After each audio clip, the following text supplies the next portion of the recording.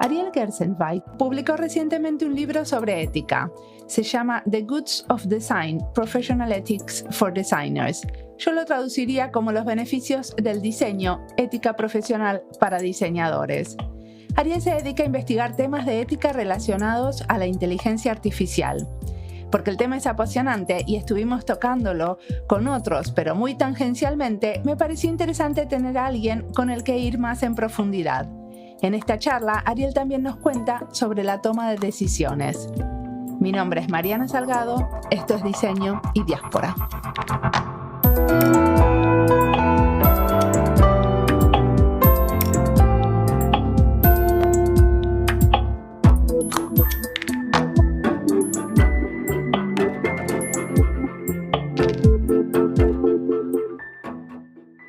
Soy Ariel Gershenweib, nacido en Buenos Aires, pero ya casi 30 años que fui a Argentina y hice la universidad en Ámsterdam y hace unos casi 20 que vivo en Barcelona. ¿Y qué estudiaste en Ámsterdam? Estudié Ciencias de la Información, Information Management, y esto era un poco la época que aparecía la web, ya a mediados de los 90, y así fue como me fui metiendo en el mundo del diseño, digamos, ¿no? Porque aparecía la web y aprendí a hacer páginas web y a programar un poco de lo que es el backend, y me metí a trabajar en temas de internet y a mantener y a diseñar páginas web. Y bueno, y así fue como, digamos, entré en el mundo del diseño. Y luego sí que estudié un poco más ahí en el Liceo Gráfico en Ámsterdam, estudié algunas cuestiones más de tipografía y demás, pero en la carrera apenas tuve, la verdad. Era todo mucho más técnico, ¿no? De temas de lenguajes de programación, SGML, que era el antecesor de lo que sería el XML ahora, y cuestiones de servidores, bases de datos y, por supuesto, toda la parte de teoría de lo que sería más clásico de ciencias de la información, ¿no? De temas de taxonomías y todo ese tipo de cuestiones, ¿no? Sistemas clasificatorios, etcétera. ¿Y qué te trajo al tema de la ética? Porque vamos a hablar de ética hoy, ¿no? Bueno, eso ya es el punto, digamos, por ahora la estación actual en la que estoy profesionalmente, ¿no? Lo que me trajo fue, digamos, yo hice mi doctorado, lo hice en la Universidad de Southampton en temas de toma de decisiones en diseño. Y es un doctorado donde yo, digamos, de alguna manera investigué, bueno, bastante cómo toman decisiones en los momentos iniciales de un proceso de diseño, ¿no? Digamos, cómo una diseñadora, un diseñador conceptualizan encargo o cómo transforman un pedido de un brief en algo más accionable, ¿no? Entonces esa primera parte. Y decime eso, ¿cómo lo estudiaste? ¿Fuiste a ver cómo otros trabajabas? ¿Hiciste entrevistas? ¿Cómo se estudia esto de la toma de decisiones? Bueno, ahí en mi caso era una reflexión, digamos, basada en una investigación cualitativa, y ahí, digamos, me nutrí, digamos, de mucha teoría que hay en el ámbito de la toma de decisiones en general y específicamente del diseño, ¿no? Y lo que hice fue, de alguna manera, conceptualizar un marco. Al final, el resultado de mi tesis es un modelo que describe, pues, dos procesos, podemos decir, un proceso que es más bien intuitivo y un proceso que es un poco más analítico, ¿no? Y explico, basándome en ciertas teorías de cómo la gente toma decisiones en general, no la gente, expertos y expertas. No eso es una investigación sobre todo para cuando las personas ya saben del tema, ¿no? Esto no aplicaría a alguien que es completamente novato. Entonces, en este momento, digamos, lo que trabajé es un marco que explica dos cosas. Una es cómo la gente, diseñadores y diseñadoras, deciden de manera intuitiva, y cuando la intuición falla, cómo pasan a un modo, pues, más analítico, y a partir de ese análisis utilizan ciertas herramientas mentales como simulación mental, por ejemplo, y el uso de modelos mentales y demás. Usan esas herramientas que tienen para generar los primeros pasos de su proyecto de diseño. Y aquí me nutrí bastante de una teoría de una investigadora muy importante de los años 70, que era Jane Darkey, que es una investigadora que propuso un modelo que se llama el modelo del primary generator, ¿no? El generador primario, que es un modelo súper importante. Lamentablemente esta investigadora después no produjo nada más, desapareció completamente. No sé, no conozco su biografía, no sé qué pasó, pero este modelo realmente monumental, porque explica muy bien cómo a partir de la nada se puede ir construyendo pues, un punto de partida para un proyecto de diseño. No es cierto que sea a partir de la nada, porque esto se nutre a partir de experiencias y entornos contextuales, ¿no? Históricos, pero de alguna manera ella lo explica realmente muy bien. Después de 6 o 7 años de trabajar el tema de la metodología de diseño, digamos, la toma de decisiones, la intuición en diseño, es decir, el cómo se diseña, me di cuenta que a mí lo que me interesaba realmente más que el cómo, desde un punto de vista de descripción o de un punto de vista de entender los procesos, era más los motivos, las razones y los propósitos, ¿no? Y esto, claro, me trajo de lleno a la cuestión de la ética, ¿no? Entonces es un poco, eso sería a grosso modo Así es como llegaste. Sí. ¿Podemos volver un poco a lo de la toma de decisiones antes de ir para la ética? Cuando vos estudiaste la toma de decisiones, ¿viste que la toma de decisiones de los diseñadores es diferente a otro tipo de profesiones? Bueno, sí, por supuesto yo no empecé desde cero en todo esto, ¿no? Entonces, eso es un tema que se viene investigando primero de los años 60, ¿no? Con el nacimiento del movimiento de los métodos de diseño, pero sobre todo en los años 80 y 90, y hay el 90 y pico sobre todo, ¿no? Con los famosos estudios de protocolo de Nigel Cross y otros en esa época, sentaron las bases, ¿no? de un conocimiento bastante riguroso y muy científico, ¿no? Muy normativo y muy, de alguna manera, objetivo, muy riguroso, ¿no? Lo que entraría, digamos, en revistas del estilo Design Studies, ¿no? Ahora hay un montón de gente haciendo investigación en esa línea. Es una investigación, bueno, que muchos critican, ¿no? Porque yo creo que la crítica a veces es un poco injusta, ¿no? Por neopositivista y demás. Creo que es a veces demasiado injusta en el sentido de que no todo el trabajo que se hace ahí es neopositivista, ni mucho menos, pero yo, digamos, comencé a partir de esa línea de trabajo, ¿no? De Nigel Cross. De hecho, cuando yo tenía que hacer la defensa de la tesis, mi director de tesis, medio en broma, medio en serio, me propuso si quería que Nigel Cross estuviera en el tribunal, y por suerte al final no podía, porque me habría dado mucha, digamos, era en ese momento, claro, yo me sabía Nigel Cross de memoria, ¿no? Estoy hablando hace casi 10 años, me sabía Nigel Cross de memoria y hubiera sido como ahí, estado ahí defendiendo la tesis. Ya no. Y lo que hacía yo, en realidad, mi tesis era una crítica bastante. Por un lado, Nigel Cross y John y demás, de alguna manera ¿Nigel Cross y quién más? O Brian Lawson, por ejemplo, y la que mencioné antes, Jane Darkey, era creo que discípula de Brian Lawson. Y otro que también en esa época fue relevante para mi trabajo era Kees Dorst, un holandés. Lo que pasa es que, claro, ellos tienen un enfoque como muy de la psicología cognitiva clínica, y por un lado hicieron cosas espectaculares como reclamar para la metodología de diseño un terreno propio en un ámbito donde estaba como muy invadida por conocimientos provenientes de la ingeniería y digamos, unas cuestiones que intentaban formalizar al diseño de una manera absurda. Entonces, Nigel Cross digamos, tiene esta caracterización de las designerly ways of knowing, ¿no? Estas maneras del design research. Por supuesto, ¿no? Claro, él sería uno de los más importantes en lo que estaría en esa línea, ¿no? Y él es el que, de alguna manera, crea, junto a otro montón de gente, pues esta escuela, ¿no? A finales de los 80 y demás. Y esto, como decía, se consolida con el tema de los estudios de protocolo. Y los estudios de protocolo son, por ejemplo, pues gente hablando, relatando, explicando lo que están haciendo en cada momento, entrevistas y demás. Ahora bien, yo proponía un trabajo que de alguna manera se nutría de otra vertiente muy importante en el diseño, que es el trabajo de Donald Schoen, ¿no? Que es el tema de la práctica reflexiva. Y yo creo que lo que hice también fue integrar unas perspectivas menos cognitivistas, es decir, mucho más ecológicas en un sentido de integrar lo que sucede en el contexto de la toma de decisión. Entonces, yo no estaba pensando únicamente en la mente de la persona, como sería la visión más tradicional de la psicología cognitiva, ¿no? Sino una perspectiva pues mucho más enactivista, mucho más ecológica, que integraba el entorno e integraba también pues el contexto de la decisión, el propósito de la decisión, reglas institucionales, es decir, era mucho más amplio que mi entendimiento de lo que es decidir, involucra mucho más que lo que sucede en la mente de uno. Y entonces ahí mi marco teórico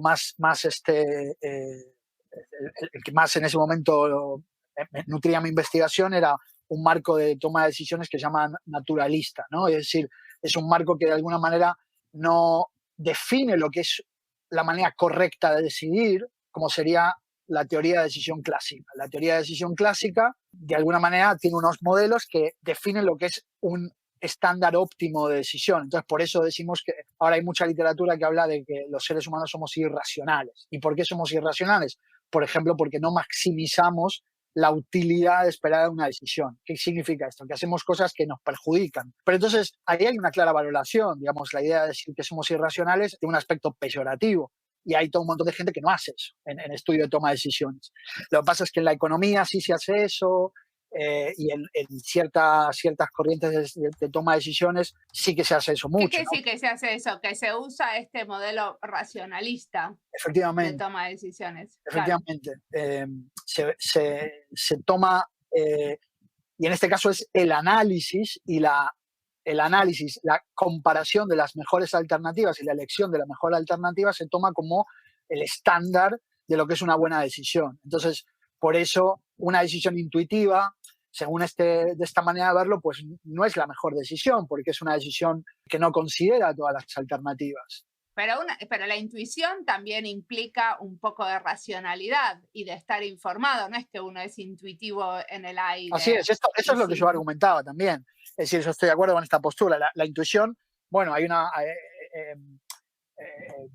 John Christopher Jones, otro de los primeros metodólogos del diseño, digamos, él tiene en un librito de los años 80, creo, el Designing, donde él dice la intuición que no está basada en la experiencia es una cosa muy peligrosa. O sea que hay una intuición que es como meramente, pues nada, algo que te sale de la barriga, que tú no sabes qué hacer y lo haces, pero hay otra intuición que está claramente fundamentada en un aprendizaje y en una experiencia y en una práctica.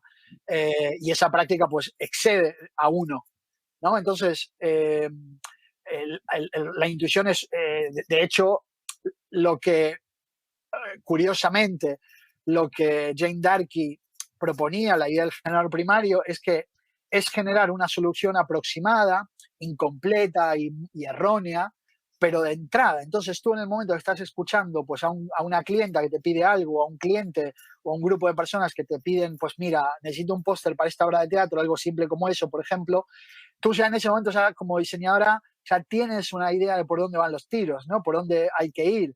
Y eso es lo que de alguna manera configura todo el diálogo futuro de qué hacer. Entonces, eso no se nutre claramente de referentes precedentes. Bueno, Brian Lawson de esto habla también mucho, ¿no? O sea que yo veía que, por un lado, este enfoque, había mucho ya en la teoría en el design research que de alguna manera podía servir para apuntalar esta visión. Y bueno, eso es lo que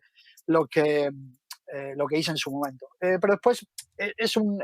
Pero no me contestaste lo que yo te pregunté. ¿La manera de tomar decisiones nuestra es diferente Sí, de la de otras profesiones? Sí. Sí, a ver, es diferente. ¿Nos basamos más en la intuición y en la creatividad y en el pesar más alternativas? ¿O eso es un mito? Bueno, lo de las alternativas, a mí me parece que eso es un mito, en el sentido de la idea de la intuición sí que permite, de alguna manera, la intuición permite el tener diferentes propuestas en simultáneo, pero de hecho yo he realizado muchos talleres cuando apareció esto del design thinking a finales de la década, en el 2008, por así, cuando se empezó a popularizar toda la idea del design thinking, ¿no? Y toda esta idea de generar múltiples alternativas y demás. Yo hice un montón de talleres claro, soy profesor en una escuela de diseño, entonces tengo acceso a un montón de profesores que son diseñadoras y diseñadores expertos, ¿no? Entonces tenía a gente ahí súper potente con 30 años de experiencia, incluso algunos más, ¿no? Y Y entonces les proponía, como un modo de experiencia y para validar mi investigación, pues aplicar técnicas de design thinking y no podían esta idea de generar múltiples alternativas, porque de alguna manera esta idea del generador primario te requiere algún tipo de compromiso con una propuesta. Entonces es de alguna manera esta propuesta inicial que es difícil tener varias propuestas a la vez. Por supuesto que hay momentos que sí, pero eso en realidad no es intuición, eso es análisis. Cuando tú tienes muchas alternativas y consideras los pros y los contras de cada una, no estás aplicando la intuición, estás analizando. Y esa sería la manera tradicional. O sea que, paradójicamente, las diseñadoras expertas, los diseñadores expertos, lo que eh, iban en caminos pues mucho más unidireccionales. Lo que pasa es que sí que tienen, de alguna manera, la capacidad mucho más desarrollada que una persona novata, de alguna manera, esa alternativa que están teniendo, esa design proposal, ¿no?, que tienen en su momento delante o en la cabeza, compararla con ideales o con soluciones pasadas o con estándares de la práctica, ¿no? Entonces, esa es una misma alternativa que se compara con sí misma en sus diferentes evoluciones, más que el tener 10 alternativas. Claro está que pueden generar 10 alternativas, ¿eh? No digo que no, ¿eh? Pero de alguna manera eso se da cuando se rompe la intuición. Cuando las cosas van bien, nadie genera 10 alternativas. Uno genera 10 alternativas cuando no le salen las cosas. Una persona experta tiene esa idea de que las cosas no están saliendo, hay un problema, algo no va, algo no funciona. Y no sabes qué es todavía. Muy bien, entonces vayamos a lo que te interesa ahora, el tema de tu último libro. ¿Cómo se llama el libro? The Goods of Design. Lo bueno del No, los diseño. bienes del diseño. Los bienes del diseño. Exacto, los bienes del diseño. Bienes en un sentido filosófico, ¿no? Bienes como un bien en un sentido filosófico es algo que es bueno tener. Por ejemplo, salud o justicia o diversión incluso, bueno, felicidad. Son bienes, son cosas que de alguna manera eh, eh, no necesitan, uno puede decir, ¿por qué es bueno tener salud? Es que no tiene sentido la pregunta, ¿no? Es algo que es intrínsecamente bueno, que también te sirve para algo más, ¿no? Que puede tener una función instrumental. Porque si no tenés salud, por ejemplo, pues se hace mucho más difícil, no sé, salir a pasear y disfrutar de un paisaje, ¿no? Pero tiene en sí mismo un valor. ¿Y cuáles son los bienes del diseño? Bueno, los bienes del diseño, hay multitud de bienes del diseño, pero creo que son los bienes del diseño porque son bienes que se logran de alguna manera diseñando. ¿Qué quiere decir esto? Hay bienes que se pueden obtener de muchas maneras. Uno puede decir, por ejemplo, la felicidad, independientemente de cómo la conceptualicemos, ¿eh? Claro, hay muchas maneras de ser feliz, hay muchas maneras de obtener un estado de felicidad. La salud, pues quizás esa es una cosa un poquito más difícil de explicarlo de esta manera, pero luego hay cuestiones, por ejemplo, más tangibles, como por ejemplo el dinero o la fama, ¿no? Entonces, el dinero o la fama son bienes, claro, son bienes, ¿no?, que tienen importancia, pero uno las puede obtener de muchas maneras. Uno puede ser famoso por ser una gran persona y hacer una actitud, algo heroico, o puede ser famosa por ser una celebrity o porque es una excelente médica o lo que sea, ¿no? En cambio, hay ciertas cuestiones que están asociadas a las prácticas. Y esos bienes son bienes que se logran únicamente con ciertas prácticas. ¿Qué quiere decir esto? Que, por ejemplo, aquello que uno logra, por ejemplo, jugando al ajedrez y que tiene de particular del ajedrez, solo se puede lograr con el ajedrez. No sé, hay cosas que pueden ser parecidas a jugar a las damas o a jugar al básquet, pero hay algo que es puramente e intrínsecamente que está ligado al diseño. Y eso es algo de todas las prácticas, ¿no? Entonces, esto de alguna manera, estos bienes que se obtienen únicamente mediante las prácticas, es lo que a mí me interesa, ¿no? Entonces, los bienes del diseño, pues no hay una lista definida o definitiva siquiera de cuáles son los bienes del diseño. Hay muchos bienes del diseño y van desde cosas muy triviales a cosas más profundas, ¿no? Ahora bien, hay cosas, por ejemplo, que yo en el libro lo comparo, yo hace 35 años que hago surf, ¿no?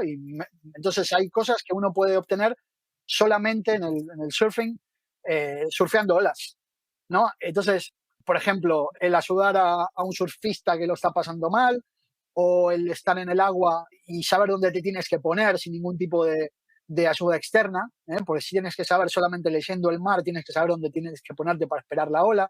Eso es algo que solo se puede hacer con el surfing. ¿Cuáles son estas cuestiones en el diseño? Pues el espaciar una tipografía por mostrar algo muy a pequeña escala, pues es algo que solo se puede hacer con el diseño. Y no me refiero únicamente a la satisfacción que uno obtiene de espaciar una tipografía bien, sino a la idea de espaciar una tipografía.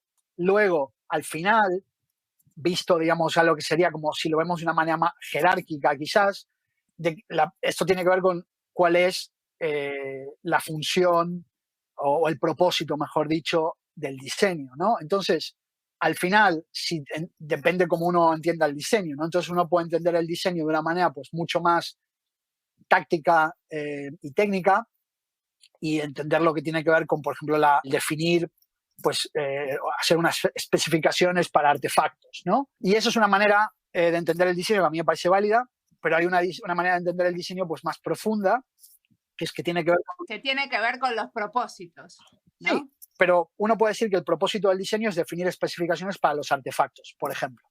Pero a mí... Ese no es el propósito, porque vos en un momento del libro, por ejemplo, decís que una de las cosas que persigue el diseño es esto de expandir las capacidades humanas. Efectivamente. Eso sí podría ser un propósito. A eso me refería, que hay una visión limitada, convive perfectamente con esta visión pues más amplia, ¿no? Entonces, al final, a mí me parece, y eso es un propósito que yo propongo como una tesis de discusión, no lo propongo de una manera prescriptiva, que este debe ser el propósito del diseño. Creo que hago bastante esfuerzo en aclarar que esta propuesta es un propósito que a mí me sirve para tener la discusión que propongo tener. No es que yo esté proponiendo como el propósito que el mundo del diseño debe seguir. Eso es, a mí casi que me daría igual si fuera otro el propósito. El tema está en que este propósito más amplio tiene que ver con el crear o el definir también y el conceptualizar potencialidades y maneras de vivir a la larga, ¿no? Y el hacerlo de manera profesional. Esto es muy importante también, que esto no es únicamente que algo que uno hace de vez en cuando, sino que esto es parte de tu profesión. Y en ese sentido, creo, por eso lo que yo hago es una ética profesional. Yo no hago, todas las personas diseñamos en mayor o menor medida en algún momento.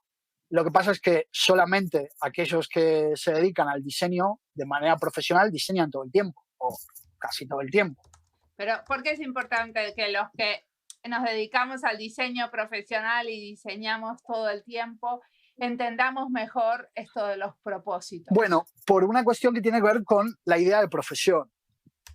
La profesión, de alguna manera, es una práctica social, es una práctica establecida, es una práctica colaborativa, y los propósitos de una profesión no vienen definidos por uno, sino que vienen definidos por la práctica a la que uno se incorpora. Entonces, por supuesto que uno puede tener una serie de propósitos individuales, pero estos propósitos individuales necesariamente, al menos de manera mínima, con estos propósitos de la práctica. Cuando uno se incorpora, por ejemplo, a una profesión como la enfermería, pues la enfermería o la docencia, las escuelas bueno, cualquier otra profesión, tiene una tradición, tiene una historia, y esta tradición, esta historia, de manera dinámica ha definido cuáles son estos propósitos. Uno se incorpora y estos propósitos ya existen. Entonces, la incorporación de uno puede permitir, junto a otros, que estos propósitos cambien. Y de hecho, los propósitos cambian con el tiempo, pero uno no puede perseguir sus propósitos individuales únicamente, porque la profesión tiene unos propósitos compartidos. Esa es la idea de una profesión. Bueno, pero en el caso de una persona que estudia enfermería está muy claro, ¿no? Está trabajando por la salud en el mundo, o la salud en su lugar de trabajo, o por que la gente tenga más salud. El tema es que con los diseñadores eso se entiende menos porque trabajamos en varios ámbitos muy diferentes. Estoy de acuerdo totalmente con la parte esta de que se entiende menos, pero a mí me parece que no es que tenga que ver con los ámbitos en los que trabajamos, porque de hecho en la medicina o en la enfermería, las profesiones de los cuidados médicos y otras profesiones tienen diferentes ámbitos de actuación. A mí me parece que la diferencia más importante está, por un lado, en la claridad del propósito. como tú recién, ahora desde fuera, creo que desde fuera de la profesión de la enfermería te queda muy claro cuál es el propósito de la enfermería. Pues promover la salud, cuidar a las personas en momentos determinados, etcétera. Una profesional de la enfermería o una profesional de la medicina no se incorpora a la profesión sin conocer esto. Lo que pasa es que estas profesiones tienen miles de años y la nuestra no. Entonces hubo muchos milenios para tener esta conversación de qué se trata la enfermería, de qué se trata la medicina, qué fines persigue.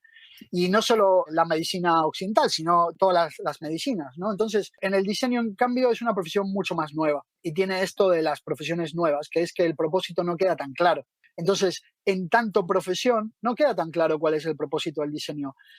Jan van Torp, un diseñador holandés, diseñador gráfico holandés, decía, no es nuestro trabajo el complacer a los clientes, ¿no? Entonces él estaba de alguna manera diciendo, en un debate muy importante con Wim Krauw, el otro diseñador holandés en los años 70, él estaba de alguna manera formulando un propósito negativo, ¿no?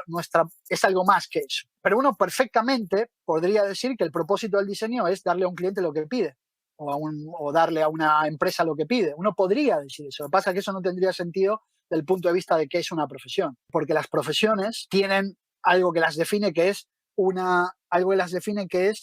una intención social que tiene que ver con el bienestar de los demás. Entonces, todas las profesiones históricamente han estado asociadas con eso.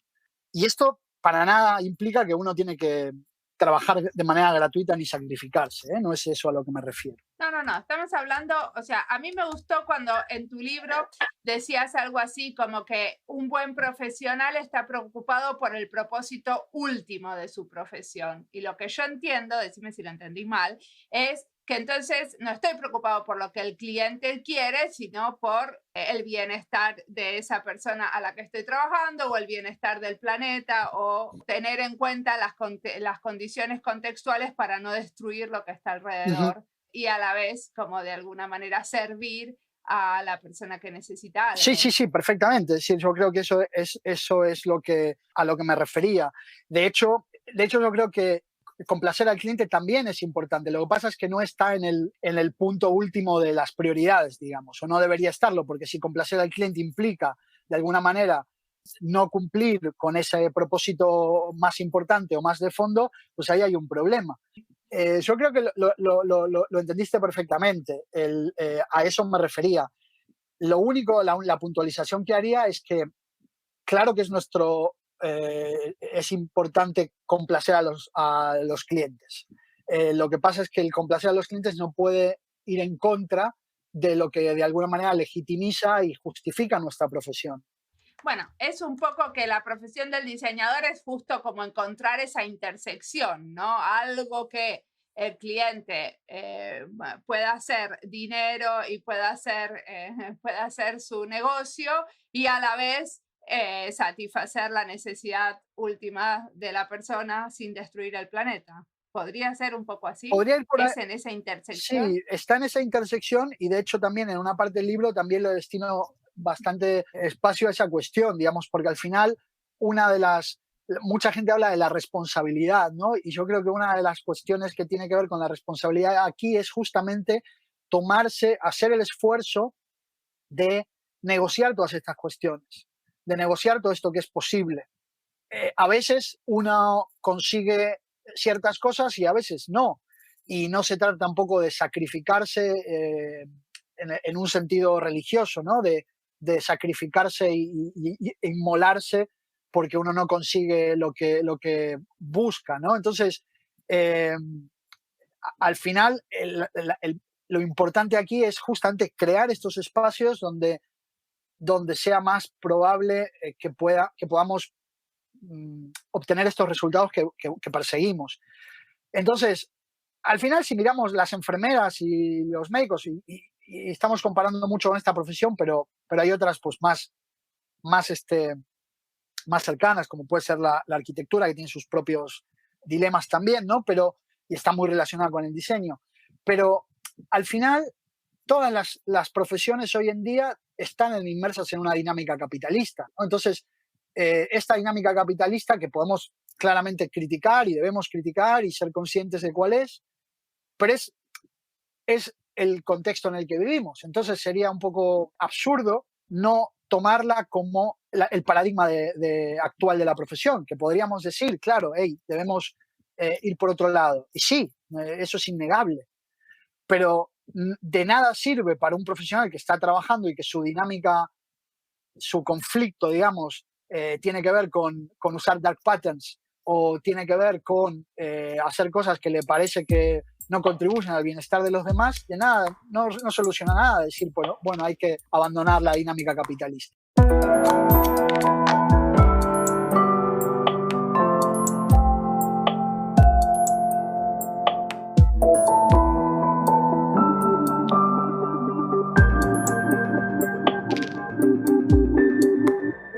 Esta entrevista es parte de las listas Argentina y Diseño, España y Diseño, Investigación en Diseño y Comunicar Diseño. Me dejó pensando eso que Ariel dice, que la intuición que no está basada en la experiencia es peligrosa, porque me parece difícil darse en cuenta si es intuición o preconcepto. E incluso es nuestro preconcepto lo que hace que a veces no generemos más alternativas o generemos alternativas que están demasiado cercanas unas de otras, donde realmente no hay algo nuevo o diferente.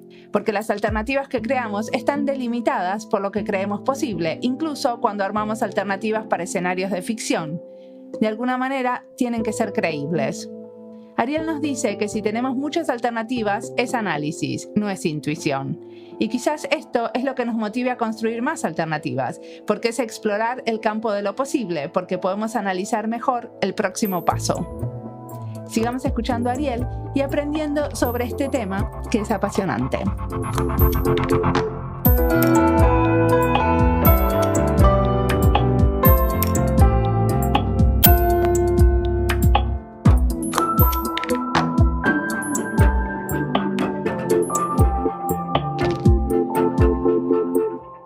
¿Qué sería esto de usar los black patterns? ¿Qué serían los dark patterns? Negros? Son patrones de interacción, en diseño de interacción, ¿no? Que de alguna manera te manipulan y se aprovechan de ciertos sesgos o errores cognitivos, podemos decir, que se aprovechan de ciertas cuestiones para hacerte hacer algo que no va en tu beneficio. Entonces, algo muy simple sería, pues cuando estás reservando un vuelo en aerolínea como, no sé, puede ser Ryanair o alguna de estas, el botón que a uno le perjudica es el más grande y el más fácil de clicar, ¿no? Entonces, eso sería un dark pattern. Un dark pattern sería cuando estás haciendo una compra en Internet que te dicen, ¿quieres ahorrar 50 euros? Entonces, ¿tú qué dices al botón? Que sí, ¿quién no quiere ahorrar 50 euros? Entonces, le das al botón y ese botón lo que hace es te pone productos que no querías, pero que tienen un descuento de 50 euros. Claro, eso es claramente aprovecharse y manipular. Y eso en diseño se hace mucho, ¿no? El tema entonces es qué pasa cuando nos damos cuenta de eso. ¿Qué pasa cuando nos damos cuenta de que estamos haciendo campañas que asocian sexo y felicidad a apuestas online, por ejemplo, ¿no? ¿Cómo negociamos esa cuestión? Entonces, el punto está, para mí, tal como yo entiendo la ética, hay muchas maneras de entender la ética, ¿no? Y la ética como campo de estudio y la ética como actuar, yo no lo veo en términos de lo que está bien y lo que está mal, al menos no primariamente, sino para mí la ética lo más interesante es justamente cuando te das cuenta y el qué haces con eso y cómo negocias contigo mismo y con la situación y cómo sales adelante de ese conflicto. La mayoría de las veces no son cuestiones de vida o muerte, de, voy a hacer una inteligencia artificial que va a colonizar el mundo, debo hacerla, no debo hacerla. No, muchos dilemas éticos son grandilocuentes y la mayoría de las cuestiones a las que se enfrentan diseñadores tienen que ver con esto. Tengo que usar sexo para vender apuestas online a adolescentes. Tiene que ver con eso. Decime, esto de dedicarse al diseño de las armas es algo que muchas diseñadoras y diseñadores evitaríamos, ¿no? Sí. Pero a vos que te interesa discutir ética, supongo que el tema te resulta interesante y por eso escribiste sobre los robots asesinos. ¿Qué te hizo interesarse por estos robots autónomos que pueden matar? Bueno, es uno de los temas que yo investigo, porque además de la ética del diseño, yo me ocupo de ética de la inteligencia artificial. y tengo varias publicaciones en el ámbito de la inteligencia artificial, la ética de inteligencia artificial. Y el tema de los killer robots sería el término en inglés, o sistemas de armas, sistemas autónomos de armas, sería un término técnico, ¿no? No son robots asesinos tipo el Terminator, eso no es el problema, sino que son sistemas de armas que de alguna manera pueden detectar en base a una serie de órdenes que se le dan, ¿no?, a un sistema informático, pues pueden, por ejemplo, detectar un objetivo humano o un lugar y de manera autónoma decidir eliminarlo, este objetivo.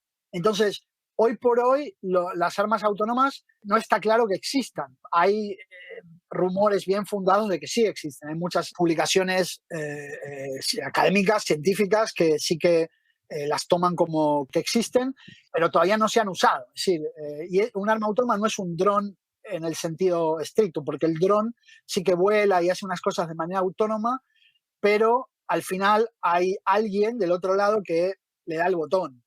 Entonces, esto es un sistema altamente automatizado, pero hay una persona detrás. En cambio, hay sistemas autónomos que son defensivos. Entonces, por ejemplo, los barcos militares tienen sistemas que detectan un misil, por ejemplo, y pueden detectar ese misil y disparar de manera autónoma y destruir ese misil. Y estos son sistemas que se llaman defensivos. Ahora bien, sistemas ofensivos, pues todavía que sepamos, no se han utilizado realmente. Hay algunos informes de que puede ser que algún dron, creo que fue en Libia, se haya utilizado, pero si fue así fue un poco un error, ¿no? La idea aquí, el problema sería cuando es algo que se busca en serio. El tema está en que conceptualmente es muy simple, porque tú puedes meter una inteligencia artificial con machine learning a un dron, reconocimiento facial, un montón de cosas, y le dices, encuéntrame a esta serie de personas y si las ves, pues destrúyelas, mátalas.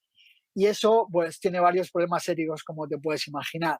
Uno de los problemas éticos, hay muchos, pero el principal problema ético, no el principal, el más inmediato, es que eso no cumpliría con la ley internacional humanitaria, que es la que regula lo que es un arma legal y no un arma ilegal. O sea que hay problemas éticos muy profundos sobre, por ejemplo, ¿está bien que un arma autónoma mate a un soldado? No se merece ese soldado, por decir un soldado, ni siquiera un civil, no se merece ese soldado la dignidad de morir a manos de otro soldado, por ejemplo. Esa sería una pregunta más profunda. Pero hay una pregunta pues mucho más inmediata, que es, los sistemas estos violan lo que se llama el principio de discriminación. ¿Qué es el principio de discriminación? Un arma, para ser legal, desde el punto de vista de la ley internacional humanitaria, tiene que permitirle a la persona o a las personas que la usan discriminar. ¿Discriminar qué significa? Que tú puedas decir si la persona que vas a matar pues es un objetivo legítimo o no. Entonces, una bomba química, un arma química no es legal. ¿Por qué no es legal? Porque tú puedes matar a un soldado, pero también puedes matar a un civil que no interviene en el acto bélico. Entonces, eso es ilegal. Y eso sería eventualmente un crimen de guerra si tú la usas. No digo que no se usen, claro que se usan, ¿eh? Esa es otra cuestión. Pero está claro que el gas mostaza o usar sarin en un conflicto bélico es ilegal. Y si se usa, personas que las usan a la justicia. En cambio, un arma autónoma, eso no se puede hacer, porque de la misma manera que una persona a veces la confunde, un sistema de reconocimiento facial se la confunde con otra, imagínate, claro, no es tan terrible que a una persona la confundan y se le abra el móvil, ¿no? Mis hijas, tengo dos hijas, son muy parecidas, una le abre el móvil a la otra. No es grave. Una inteligencia artificial se equivoca cuando te hace recomendaciones en YouTube y te recomienda vídeos que no te interesan. En ciertos casos es más grave, pues se equivoca con tu cara y manda a ciertas personas a la cárcel. Y está claro que normalmente son personas racializadas las que sufren estos problemas. Ahora bien, imaginémonos que no es que se equivocan en la recomendación o te mandan a la cárcel, es que te matan o te hieren. Y claro, eso ya es mucho peor. Y por esta razón, hay una razón bastante inmediata, que es que estas armas no permitirían esta discriminación. Y al no permitirla, pues deberían ser ilegales, deberían considerarse ilegales. Y por eso hay un montón de ONGs que se encargan y buscan que las Naciones Unidas las prohíban. Pero bueno, no está ahí la cosa todavía. O sea, las ONGs trabajan porque se prohíban esas armas. Efectivamente, hay varias coaliciones y por supuesto Amnesty, las conocidas, están en contra. Human Rights Watch es una de las que más activamente trabaja este tema, pero hay muchas otras, ¿no? Y hay foros de debates relacionados con las Naciones Unidas en general y donde de alguna manera se debate la necesidad de llegar a una prohibición o al menos una moratoria de estos temas. Pero los grandes países, o las grandes potencias, perdón, no están por ahora interesadas en suscribir estos acuerdos. Ok, eso es grave. Lo es, lo es, y el tema es que, claro, es una situación muy parecida a lo que se daba en la Guerra Fría, ¿no? Porque hay una situación, claro, Estados Unidos no va a decir voy a prohibir las armas autónomas porque luego hay otras potencias y estas otras potencias no van a decir si Estados Unidos no lo hace, pues tampoco lo voy a hacer. Por otro lado, y esto es quizá lo más problemático de todo, es que a diferencia de un arma nuclear, donde tú para un arma nuclear necesitas plutonio, por ejemplo, ¿no? Uranio, para poder hacer un arma nuclear. Y eso está como muy controlado. En cambio, armas autónomas es como mucho más accesible para todo el mundo. Entonces, sí. Sin embargo, no cualquiera, se necesita mucho dinero para poder hacer los sistemas de machine learning que serían necesarios para hacer esto, ¿no? Lo único bueno sería que si se prohibieran, las empresas que fabrican armas no podrían fabricarlas. Entonces, claro que nada impediría que personas fabricasen armas autónomas, pero, por ejemplo, Lockheed Martin no podría hacerlas. De la misma manera que Lockheed Martin ahora no puede producir armas químicas, porque si produce... ¿Quién es esto, Lockheed Martin? Una de las tantas empresas que hacen armamento. Entonces, si tú, o Kalashnikov, ¿no? Si Kalashnikov, por ejemplo, Kalashnikov hace armas, ¿no? Hace fusiles. Pero en teoría estos fusiles, a uno les pueden gustar más o menos, pero estos fusiles en teoría no violan el principio de discriminación. Entonces, porque la soldado o el soldado que usa un Kalashnikov tiene que decidir si esa persona a la que le va a disparar es un target legítimo o no. Si Kalashnikov hiciera un fusil autónomo y hubiera una prohibición global, pues podríamos decir que a Kalashnikov muchos países no le podrían comprar armas porque fabrica armas ilegales. Y eso es como insisto, hay armas ilegales y se usan. El tema está en que no son los proveedores habituales de armas ilegales las que lo hacen. Entonces es importante que estas cosas estén prohibidas para que los grandes proveedores no las puedan hacer. Es una barrera más, que no es para nada la panacea, pero es una barrera más, sí. Y el tema está en que si esto, digamos, habría una carrera armamenticia. Si en algún momento dado hay armas autónomas, el país que sea, de repente Costa Rica va a tener armas autónomas, ¿no? Sí. De repente las potencias que sean tienen armas autónomas, claro, eso generará una carrera armamenticia, ¿no? Y, por ejemplo, Israel tiene armas autónomas, Estados Unidos tiene armas autónomas. Lo que pasa es que son armas autónomas que entrarían dentro de lo que sería defensivas. Pero la frontera es como muy sutil y ahí está el gran peligro, ¿no? Ok. Decime una cosa, ¿por qué escribís en inglés si vivís en España y sos argentino? Bueno, a ver, yo el doctorado y el máster los hice en inglés, en universidades inglesas, y estoy bastante acostumbrado a escribir en inglés, y la literatura en estos temas es casi toda en inglés. Los términos me vienen más a la cabeza en inglés, y las revistas a las que envío pues publican en inglés, y luego si lo escribo en castellano tendría que traducirlo y demás. Y escribo en castellano también, es decir, ahora acaba de salir dos libros, uno en la Universidad de Aguascalientes de México que tiene un capítulo mío que está escrito en castellano, es un tema sobre diseño institucional, y un libro de Plaza y Valdés que trata de innovación en medicina, y ahí también es inteligencia artificial y está escrito y se publica en castellano. Ah, buenísimo. Entonces después me vas a pasar los links a esos libros para que los podamos recomendar. Perfecto, te los pasaré. El de innovación en medicina acaba de salir, el otro que sale a fin de año. No es que escriba en inglés y no escriba en castellano, pero es también una cuestión de costumbre y de eso. Sí, y de que en el ámbito de la inteligencia artificial, también si vas a escribir en castellano y todas las referencias están en inglés, tenés que traducir un montón. Claro, y aparte al final las universidades, y esto es una cuestión que ojalá fuera de otra manera, pero toda la cuantificación y demás de la vida cotidiana nos afecta también a los profesores. Entonces al final depende lo que llaman el factor de impacto de las revistas a las que tú envías los artículos, claro, yo tengo artículos en AI and Society, que es en inglés y tiene un impacto brutal. Y no conozco una revista en castellano de ese mismo impacto. Entonces, claro, y eso es algo que por un lado es bueno, por otro lado es bueno porque hay gente de todos lados, pero por otro lado hay como una desigualdad evidente entre la gente que escribe en algo que no es su lengua propia, ¿no? Y entonces ahí, si tú tienes que escribir en tu lengua propia, en una lengua que no es tu lengua propia, pues tienes una clara desigualdad de entrada, ¿no? Bueno, y aparte no estamos generando contenido que puedan leer otros que no necesariamente hablan inglés. Sí, eso por supuesto, sí. De hecho, ahora tengo en mente, que está hablado ya con un editor, un libro sobre reconocimiento facial que va a ser en castellano y va a estar editado por una editorial. Todavía no está firmado el contrato y no puedo decir nada, pero es una editorial bastante importante de España y Latinoamérica y no es una editorial española con distribución en Latinoamérica, sino que es de las dos y será en castellano y bueno, me doy cuenta también que escribo muy distinto en castellano que en inglés. Soy más desordenado como hablo. En inglés soy un poco más ordenado. Quizás escribo por eso en inglés. No sé. Bueno, muchísimas gracias por la entrevista. Bueno, un placer, María. No sé si es, como digo recién, tengo la sensación que he sido un poco desordenado, la verdad, pero es la primera. De hecho, todavía no he vuelto a dar clases y nada, y tengo la cabeza como muy en modo vacaciones todavía, me doy cuenta. Así que espero que puedas hacer algo con lo que te. Esperemos que sí, va a quedar muy bien. Muchas gracias.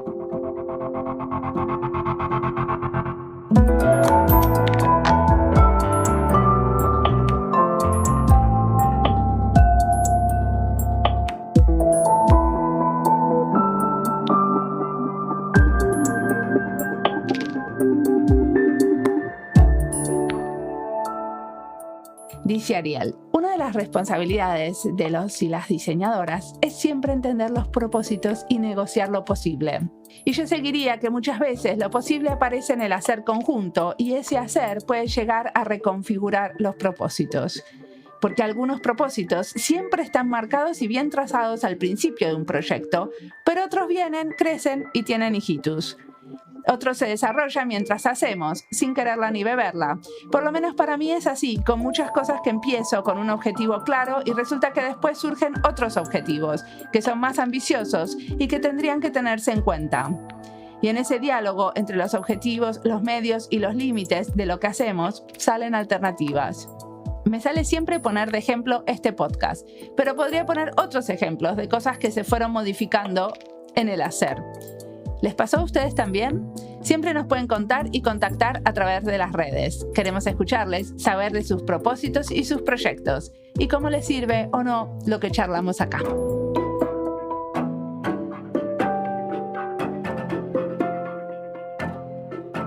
Como siempre, la música del podcast es de Antonio Zimmerman. El diseño de sonido es de Andy Fechi. Este podcast está publicado con licencia creativa común con atribuciones. Esto fue Diseño y Diáspora. Pueden seguirnos en nuestras redes sociales en YouTube, Instagram y Twitter o visitar nuestra página web diseñoydiaspora.org. No olviden recomendarnos. Nos escuchamos en la próxima.